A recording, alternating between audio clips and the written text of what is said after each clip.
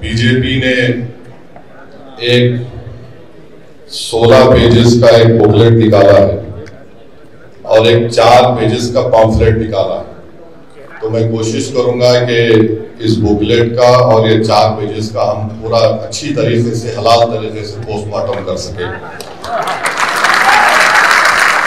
تو اس میں B J پی نے اس 16 پیج کے بکلیٹ میں لکھا ہے کہ 70% وقف کی جائیدادوں پر قبضہ ہو چکا ہے. تو ہم بھارت کے وزیر اعظم سے پوچھنا چاہتے ہیں، جب آپ اس بات کا اقرار کر رہے ہیں کہ 70% وقف کی جائیداد پر قبضہ ہو چکا ہے، تو آپ ان جائیدادوں پر جو لوگ قابض ہیں ان کو آپ مالک بنا رہے ہیں لمیٹیشن ایکٹ لگا کر. 70% اگر پراپرٹیز پر جو لوگ قابض ہیں لمیٹیشن ایکٹ کے اپلیکیشن پر جو اپلائی ہو چکا ہے، اور مجھے یقین ہے کہ کئی ریاستوں میں ان کو میوٹیشن کروا کے ان کو مالک بھی بنا دیا گیا ہوگا.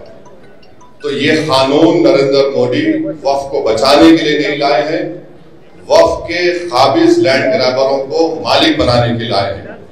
دوسرا انہوں نے یہ کہا کہ پورے مسلم سماج کی تائید حاصل ہے. میں ان سے پوچھنا چاہتا ہوں، جو آپ کے ساتھ میں میر جعفر میر صادق نہیں ٹھہرے، آپ کے سامنے ابو جہل ابو لہب یزید کھڑے ہوئے ہیں اور وقت کے فرعون کے ساتھ کھڑے ہیں.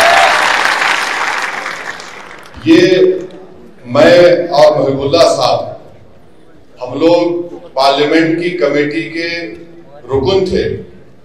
کشمیر سے میر بھائی صاحب آئے اور کنیا کماری تک جتنے مسلم تنظیمیں ہیں، چاہے وہ جمعیت العلماء ہو، جماعت اسلامی ہو، اور بریلوی طبقے کے جمعیت المشائخ ہو، اور جو شیعہ کے جتنے اوریجنل اور جنیون تنظیمیں ہیں، وہ سب اس بل کی مخالفت کی. حتیٰ کہ بوری جماعت کے شیعوں نے بھی اس کی مخالفت کی.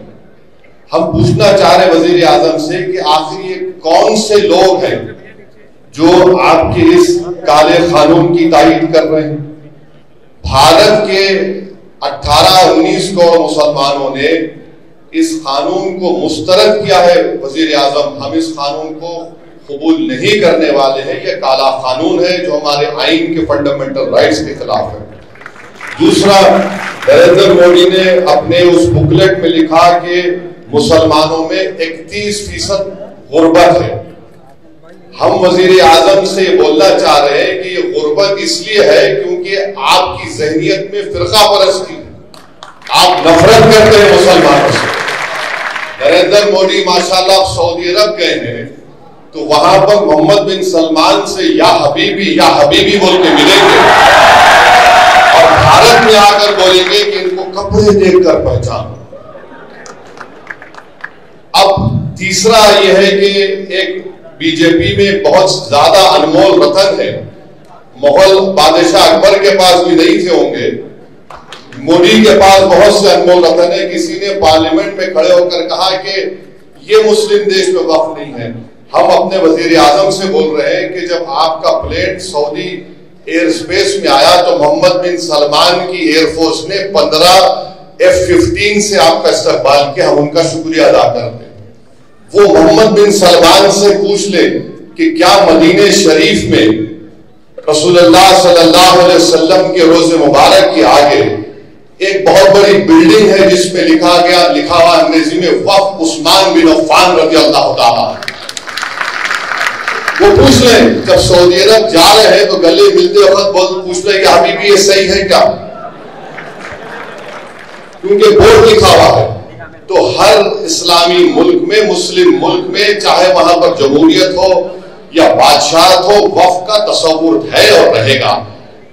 تیسری بات انہوں نے کہی کہ غربت کے تعلق سے نریندر مودی نے مسلم اقلیتوں کی پری میٹرک اسکالرشپ کی اسکیم کو 9ویں اور 10ویں جماعت تک محدود کر دیا. پوسٹ میٹرک میرٹ کم مینس کا جو یونٹ کاسٹ ہوتا ہے، آپ کو معلوم ایک اقلیتی بچہ اگر اسکالرشپ کے لیے اپلائی کرتا ہے تو ماہانہ اس کو 180 یا 200 روپے ملتے. 2008 سے اس میں اضافہ نہیں ہوا.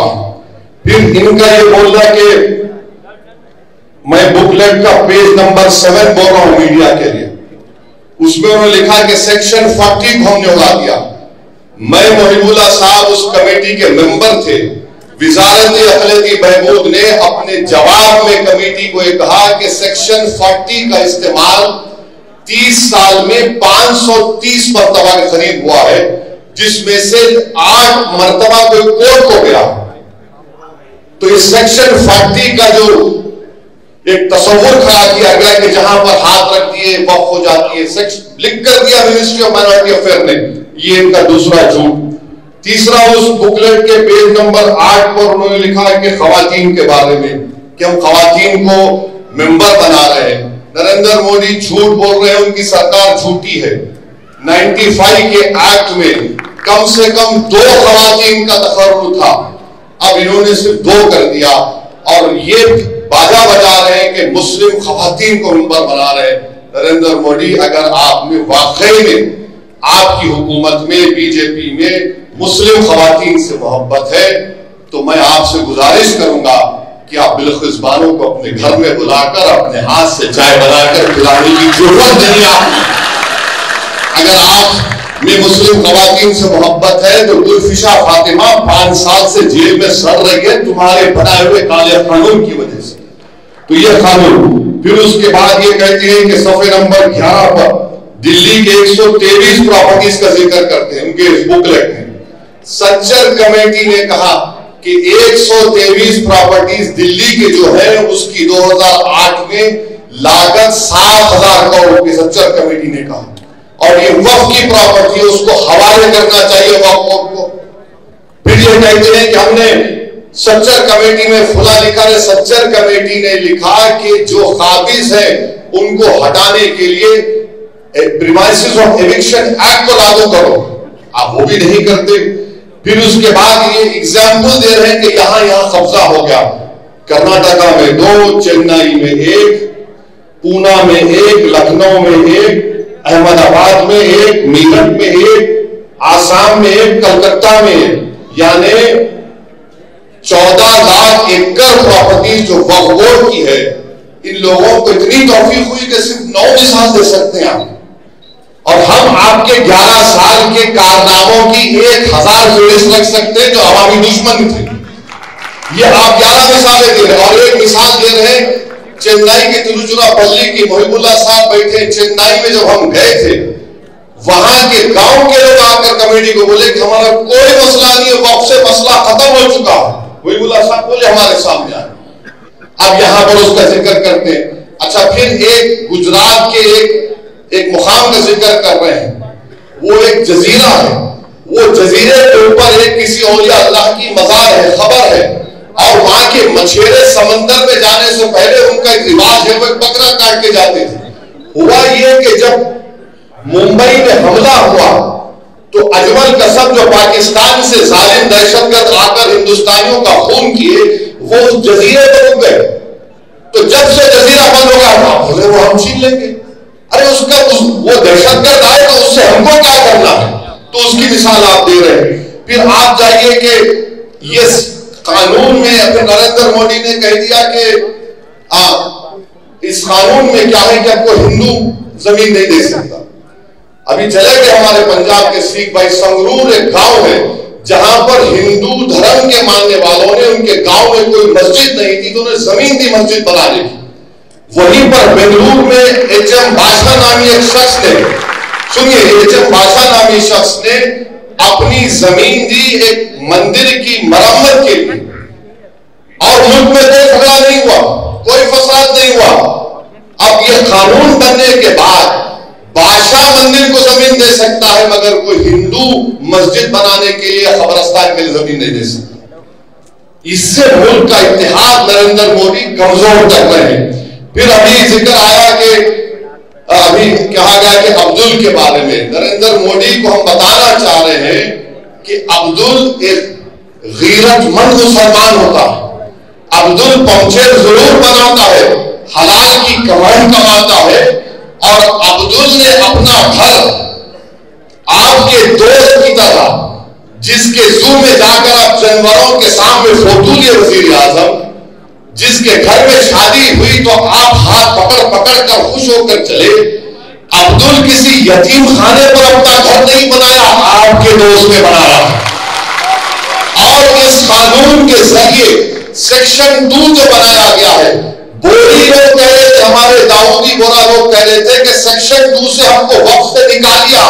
ان کے پاس فقہ الگ ہے, دائر مطلق کا کانسیپٹ ہے. ان بیچاروں کو آپ نے بلا کر ان کے سامنے ان کی توہین کر دی. میں پارلیمنٹ میں کھڑے ہو کر کہا کہ آپ تو بوریوں کا نام لے رہے تھے اور آپ بنا دیے ٹرسٹ.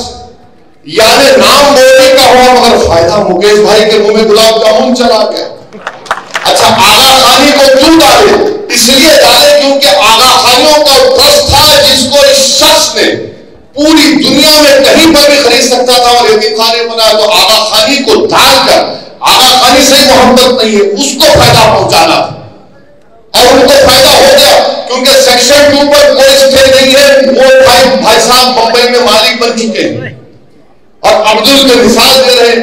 نریندر مودی, عبدل آپ کا ایک اور دوست ہے جس کے پاس پورے ایئرپورٹ ہیں, پورٹ ہیں. عبدل کے پاس تو کچھ بھی نہیں ہے. آپ تو کہتے ہیں غریبی ہے, تو عبدل غریب اس لیے ہے کیونکہ بلڈوزر تمہارے. عبدل کے پاس غریبی اس لیے ہے کہ تم اس کی بیٹی کو جیل میں ڈالتے ہو.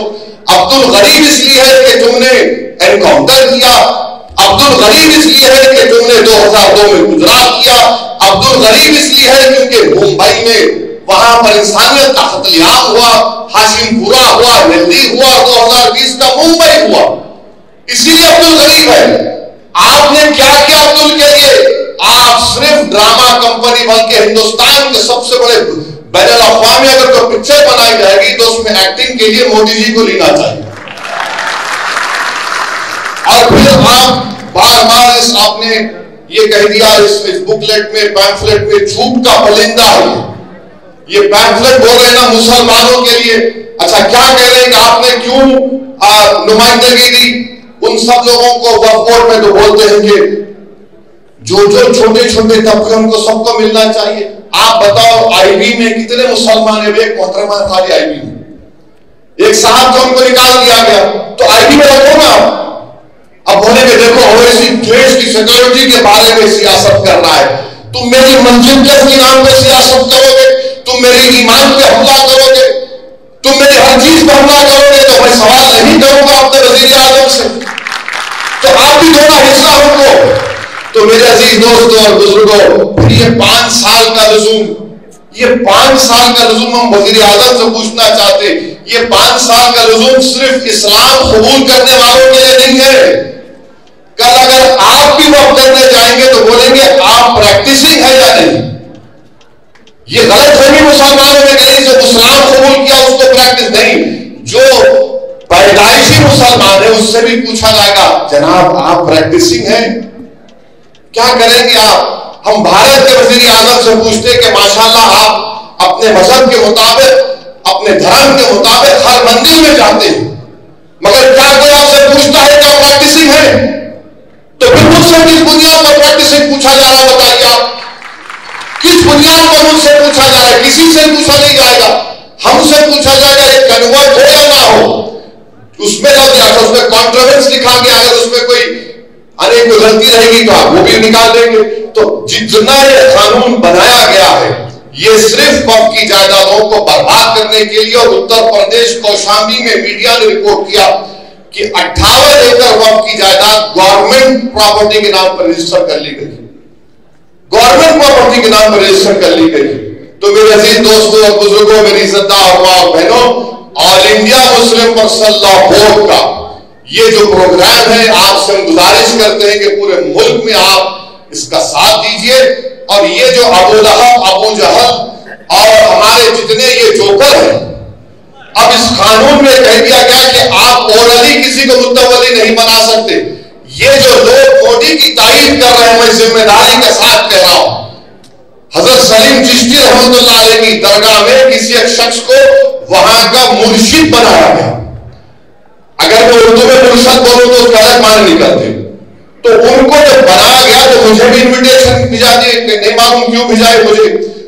تو کیا ہوا دیکھیں, اگر وہ قانون پاس ہونے سے پہلے بنا دے, محب اللہ صاحب آپ بھی گئے تھے شاید دعوت میں ان کے پاس, ان کی جو بن گئے گدی نشین جو بن گئے انہوں. خیر وہ الگ بات ہے کہ صوفی اور کوفی کون ہے. مجھے صوفیزم کے بارے میں جنید بغدادی نے کہا وہی صوفی ہو سکتا ہے جو دنیا میں مر گیا اور اللہ کے لیے زندہ ہے. یہ لوگ کیا کر رہے ہیں؟ یہ مودی کے لیے زندہ ہے کیونکہ ان کے پپا ہیں وہ. تو وہاں پر یہ اب انہوں نے اپنے بیٹے کو جانشین بنا دیا تو قانون اب بن گیا, بنا کے دکھاؤ, آپ نہیں بنا سکتے.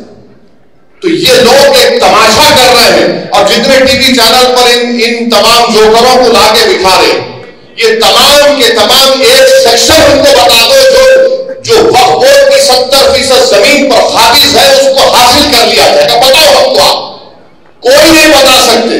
قانون اس لیے بنایا گیا تاکہ آر ایس ایس کے 100 سال کے جشن جو منایا جا رہا ہے یہ آر ایس ایس کو تحفہ دینے کے لیے اور اس ملک کے سیکولرزم کو, اس ملک کی آئین کو کمزور کرنے کے لیے, اس ملک کی تہذیبوں کو ختم کرنے کے اور مسلمانوں کے ایمان پر, ان کی مذہبی عبادت گاہوں پر نشانہ بنانے کے لیے.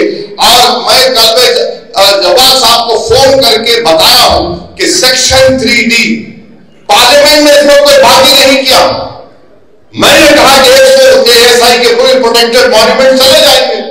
دلی کے 180 ASI کے مانیومنٹ سے وقف کی جائیداد نہیں رہ گیا, وہ نکل گئے ہمارے ہاتھ سے.